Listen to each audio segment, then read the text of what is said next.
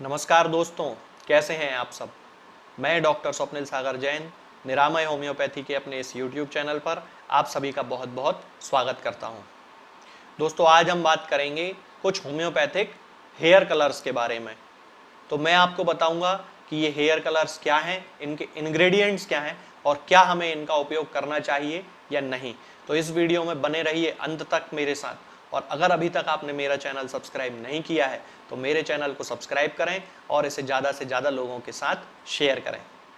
दोस्तों, मैं बहुत दिनों से YouTube पर कुछ ऐसे वीडियोस देख रहा हूं जिनमें होम्योपैथिक हेयर कलर्स के बारे में मेरे कुछ कलीग्स, मेरे कुछ साथी यूट्यूबर्स, कुछ जिनमें डॉक्टर्स भी शामिल हैं, वो आपको सलाह दे रहे हैं कि आपको ये हेयर कलर यूज़ करना चाहिए, ये नेचुरल होते हैं और हर्बल होते हैं। तो मैंने जब उनके इंग्रेडिएंट्स देखे तो मुझे पता चला कि सबसे पहली बात तो वो किसी भी प्रकार से होम्योपैथिक नहीं है, उनमें किसी भी होम्योपैथिक मेडिसिन का उपयोग नहीं किया गया है। दूसरी बात, उनमें जिन दवाइयों का, जिन केमिकल्स का यूज़ किया गया है वो किसी भी तरह से ना आपके बालों के लिए और ना ही आपके शरीर के लिए बहुत अच्छे हैं, बल्कि वो आपके शरीर में कुछ ऐसे रोग उत्पन्न कर सकते हैं जो कि बहुत ज़्यादा हानिकारक होते हैं। सामान्यतः इस तरह के हेयर कलर्स का उपयोग करने से जो बीमारियां होती हैं उनमें सबसे प्रमुख हैं ब्रिटल हेयर, यानी कि आपके बाल बहुत कमज़ोर होने लगेंगे, बहुत ज़्यादा जल्दी जल्दी टूटने लगेंगे, दो मुँहे बालों की समस्या बहुत ज़्यादा हो जाएगी। कुछ कंडीशंस में स्काल्प पे डर्मेटाइटिस भी डेवलप हो सकता है और ये भी हो सकता है कि बहुत ज़्यादा बाल झड़ने के कारण गंजापन डेवलप हो जाए, यानी कि एलोपेशिया भी डेवलप हो सकता है। कई सारी कंडीशंस में कंजंक्टिवाइटिस भी डेवलप हो जाता है। यदि वो डाई या हेयर कलर आंख के संपर्क में आ जाता है तो कंजंक्टिवाइटिस भी डेवलप हो सकता है। बॉडी में इस तरह की डाई या हेयर कलर का यूज करने से रैशेस डेवलप हो सकते हैं जिनमें बहुत ज़्यादा इचिंग या कोई और समस्या भी हो सकती है। इसके अलावा उनमें बहुत सारे ऐसे केमिकल्स मिले हुए हैं जिससे एलर्जी और अस्थमा जैसी समस्याएं भी डेवलप होती हैं। और उनमें से 2-3 इंग्रेडिएंट्स ऐसे हैं जो कि कैंसर कॉजिंग है, यानी कि कार्सिनोजेनिक एजेंट्स हैं। तो दोस्तों, इस तरह के हेयर कलर्स का हमें बिल्कुल यूज़ नहीं करना चाहिए। मैं आपको उनके इंग्रेडिएंट्स बता देता हूं कि आखिर वो क्या क्या हैं, आप उनको आसानी से समझ सकते हैं।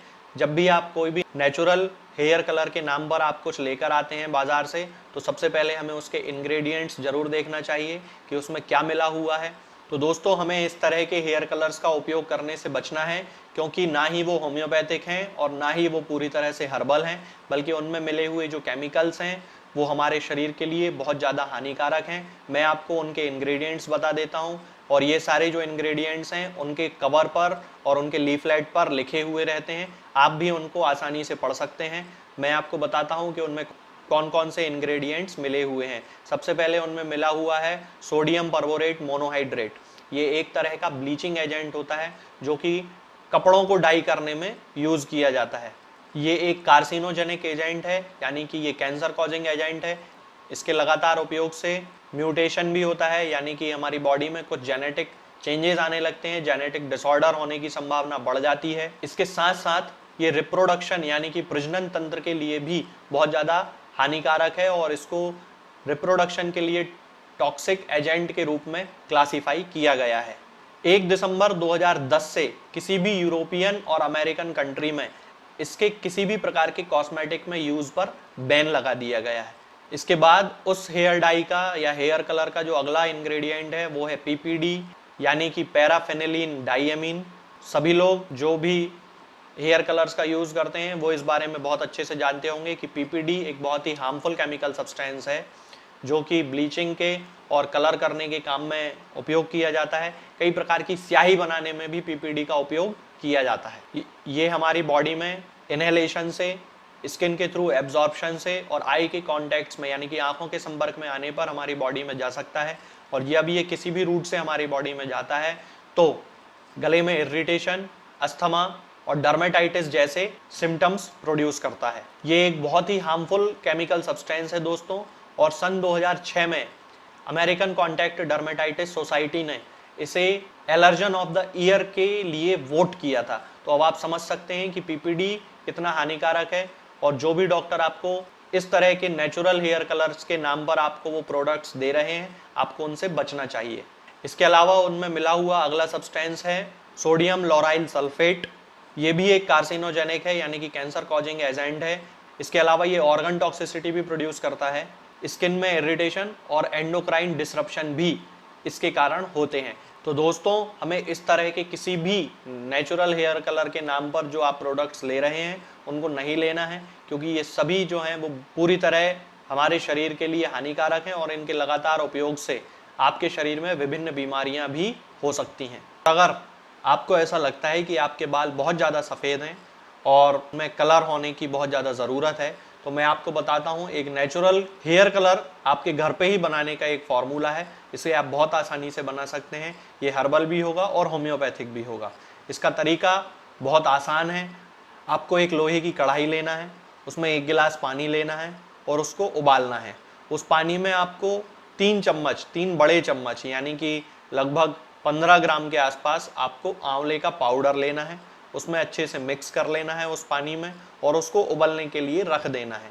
जब वो लगभग 1/3 रह जाता है तब इसको गैस से उतार लेना है। अब इसमें 5 ml आर्निका मदर टिंचर और 5 ml calendula mother tincture mix कर लेना है और उसको कुछ देर ठंडा होने देना है। इस मिक्सचर को आप नहाने से 20 मिनट पहले अपने बालों में लगा लें तो आप देखेंगे पूरी तरह से नेचुरली आपके बाल दोबारा काले कलर के हो जाते हैं। आगे आने वाले वीडियोस में मैं आपको बताऊंगा कुछ और बीमारियों और उनकी होम्योपैथिक दवाओं के बारे में। तब तक के लिए जय हिंद, जय भारत।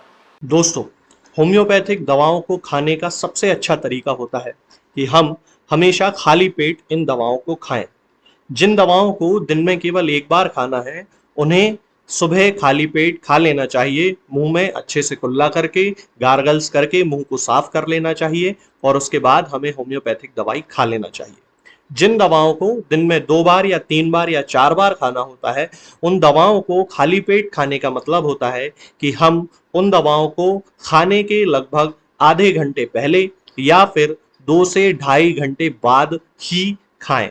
और उस स्थिति में भी हमारे मुंह में किसी भी वस्तु का, किसी भी चीज का स्वाद नहीं होना चाहिए, ना ही हमारे मुंह में किसी भी चीज की गंध होना चाहिए, जिससे कि ये होम्योपैथिक दवाएं हमारे शरीर पर बहुत अच्छे तरीके से काम कर सकती हैं।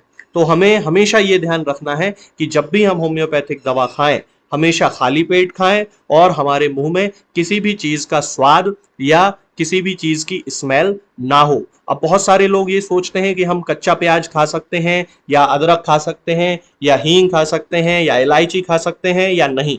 बिल्कुल, आप इन चीज़ों का इस्तेमाल कर सकते हैं। होम्योपैथिक दवाओं को खाते समय आप इन सभी चीज़ों को बड़ी आसानी से खा सकते हैं।